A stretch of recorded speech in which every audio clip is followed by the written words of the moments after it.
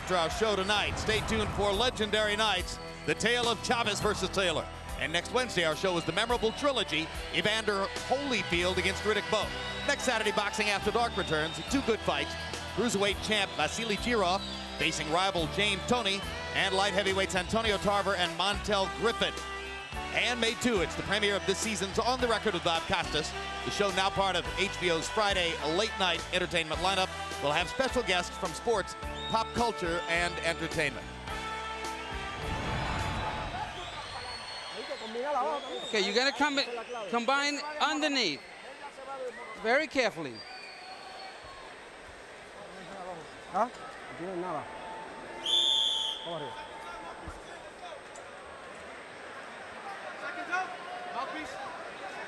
According to CompuBox, Joel Perez has thrown 63 jabs in the first 2 rounds, but CompuBox credits him with solidly landing only 2 of those 63. Cotto, 22 out of 53, jabbing so far. And Joel Perez comes out of his corner trying to work the jab again.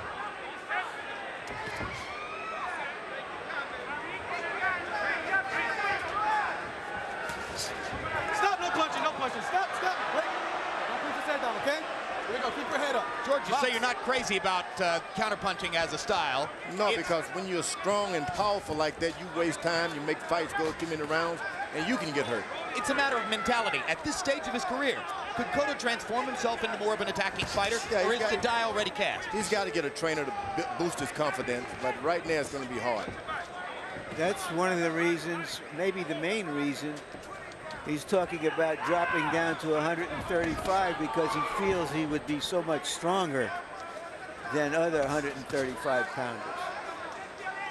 But maybe it would also weaken him. I started to say he would if he doesn't dehydrate himself into submission by trying to make 135. Now Perez is out, stop jabbing. Now he's going into the hook and return with Cotto, and that's where he can get hurt. You got to keep your jab up if you're Perez. Don't stop jabbing. It's the only thing Cotto is weak at, catching jabs.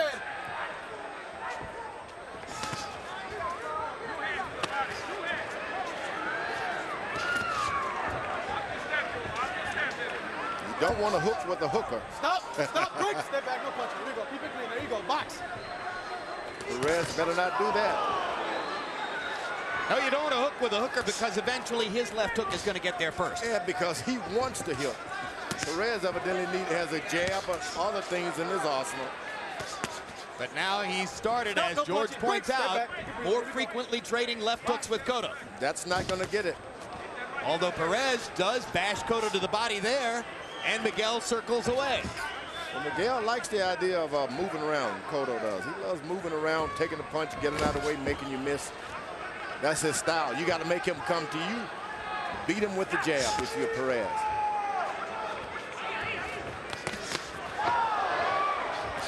Good little feint inside by Cotto. Perez momentarily stopped, and Cotto landed the combination. Left hook coming up and under for Cotto there.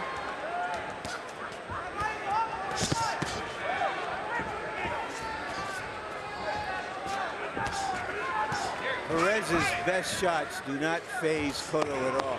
He's gone back to his left jab, Perez has. Stop, no punching, no punching. Break. Probably a better idea than trading hooks. Stop at the bell. Done. 3 rounds in, out of a scheduled 10. Miguel Cotto has thrown almost 200 punches already. Better there on your footwork, okay? Listen to me, Joel. Look, if you keep this guy off balance, you're not gonna get hit with clean shots, mijo. You understand? Listen, you have to be quick when you stutter step and you feint. You have to throw your punches quick. You can't set your feet with him because he's quicker. You understand? Okay. Okay, you can't lower that jab. Let's try it.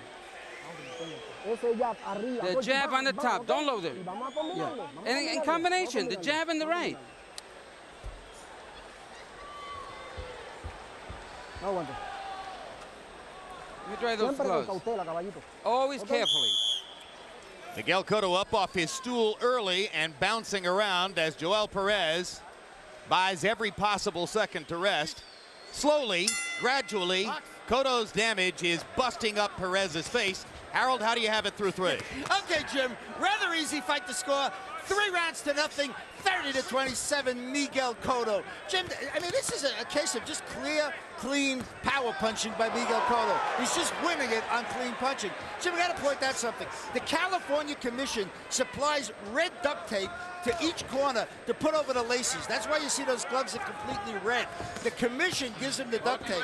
Supposedly, you can't use that duct tape to heal a guy. In other words, you can't cut him with the tape.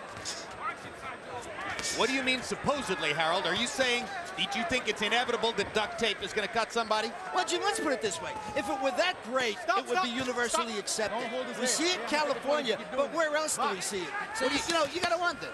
George, what do you think about duct tape on the gloves? I think it's real good. The sweat, it gets slippery. You can't rub and scrape a guy with that slippery stuff. California has always been on the first to instigate good stuff. But if it was that good, why not everyone else? Well, we'll see. Maybe it'll, as you say, if California's at the forefront, or has been in the past, maybe others will follow the duct tape example. They always had the neurological exams before anyone else. That's a knockdown. A fierce body shot. He's taken a few of those.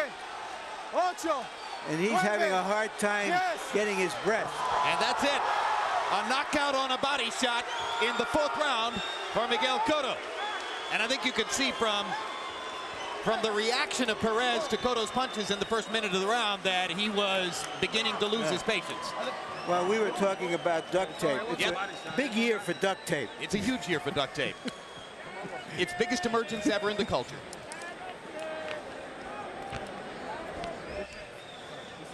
Another knockout victory for Cotto stretches his record to 15-0 with 12 KOs.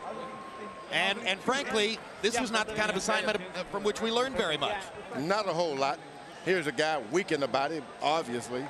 You can see trying to trade hooks with a big left hand. Look at the size of his left side. Ooh, that hurt. I could feel that hook. Yep. That's when you lose your breath and you think maybe my rib is broken, but I'm going to get up, but I can't.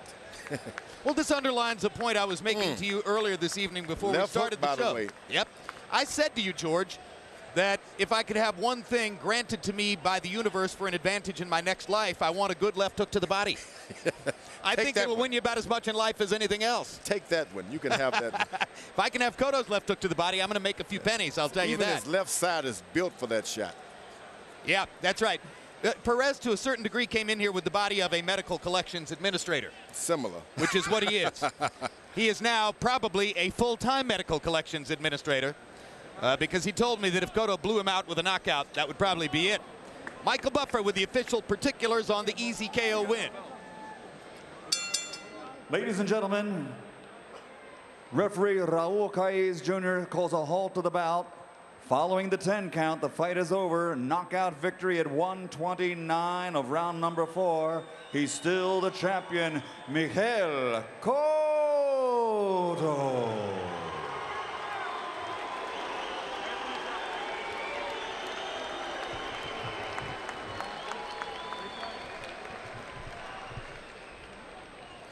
One of the enticing things about Cotto at 140 pounds is that if Costa Tszyu, longtime kingpin of the division, could ever be tempted into fighting Cotto, Cotto has the kind of sturdy body that might hold up under Tszyu's punishment. Let's go to Larry Merchant with the winner. Thank you, Jim. Congratulations, Miguel. This was not a fight against a superior opponent. But the question that comes up is for you to explain to the fans why you feel that you want to try to move down to 135 pounds, lightweight. Esto no fue una pelea contra un oponente superior. Explícale a los fanáticos, ¿por qué tú quieres bajar a la 135, el peso ligero? No, claro que fue una pelea con un muchacho superior, le duró la distancia a Paul Espadafora, le ha durado la distancia a muchos grandes peleadores. Y mi razón por la cual quiero bajar es porque creo que me sentiré más cómodo en 135 libras y ¿por qué no tratar? Claro que vamos a tratar. On the contrary, I thought it was a superior fighter. He went the distance with Spadafora and a couple of other fighters, but the reason to go to lightweight is because I feel good at that weight. You weighed 154 tonight. Can you really make 135 without weakening yourself? Pesaste 154 hoy, libra cuando entraste hoy. ¿En realidad puedes hacer 135 sin debilitarte? Ya, como dije anteriormente, vamos a tratar. Todavía no hay nada seguro. Todo vamos a chequear, vamos a ver si se puede llegar al peso. Yeah. Like I said before, we're going to try the 35 pounds. Nothing is definite. We're going to see if we feel comfortable there. So you're looking at it now as an experiment. So estás mirando esa bajar a 135 como un experimento. Sí, vamos a ver qué podemos hacer, cómo nos sentimos. Es lo primordial, cómo nos sentimos en 135 libras. Yeah, the thing is to see how we feel at that weight. That's the main thing. Thank you very much, and congratulations again, Miguel. Jim? All right, thank you, Larry. And incidentally, as part of that inheritor to Puerto Rico's Trinidad stardom role thing, Cotto is in a university trying to learn English, something that Felix never did. Cotto hopes to be speaking English in public very soon. CompuBox numbers, Cotto landed 91, tasted 31, threw 228, tasted 195 or saw 195. These are dominating stats for Cotto. Dominance also with the jab, even though he's not by nature a jabber as his primary weapon. It's really the left hook he's setting up. He was effective with the jab tonight, and Perez's 4 out of 112 shows you that he tried it but didn't get anything done with it.